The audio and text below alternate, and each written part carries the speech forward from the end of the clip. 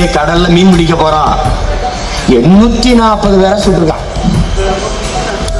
840 பேரை சுட்டதுல இந்திய பாராளுமன்றத்துல, நாட்டுல, ஏட்ல, தொலைக்காட்சி செய்தியில ஒரு இடத்தில் கூட இதுவரை இந்திய மீனவர்கள் தாக்கப்பட்டார்கள், சுடப்பட்டார்கள் என்ற செய்தி பதிவாகல.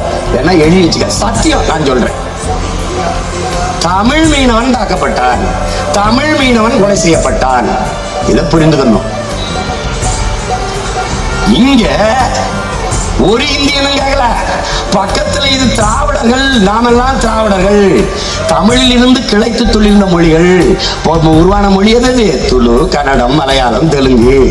இதெல்லாம் திராவிட நாடு, திராவிட மொழி குடும்பம், திராவிடர்கள் என்று சொன்னார்கள். சரி, ஒரு திராவிடம் கூட எப்படா என் மீனவ சகோதரனின் திராவிட சகோதரனை சிந்தா நீ சுடுவா என்று ஒருத்தனும் கேட்கல. அப்ப என்ன வருது? ஓ, நம்ம திராவிடர்கள் இல்ல, நம்ம இந்தியர்கள் இல்ல. அப்பதான் கொஞ்சம் கொஞ்சமா உணர்ச்சி வருது. அதுக்கப்புறம் எங்க வருது? செத்து விழுந்த மீனவன்ல இஸ்லாமிய மீனவன் 8 பேரு, கிறிஸ்தவ மீனவன் 10 பேரு, இந்து மீனவன் 50 பேரு என்ற செய்தி வரல.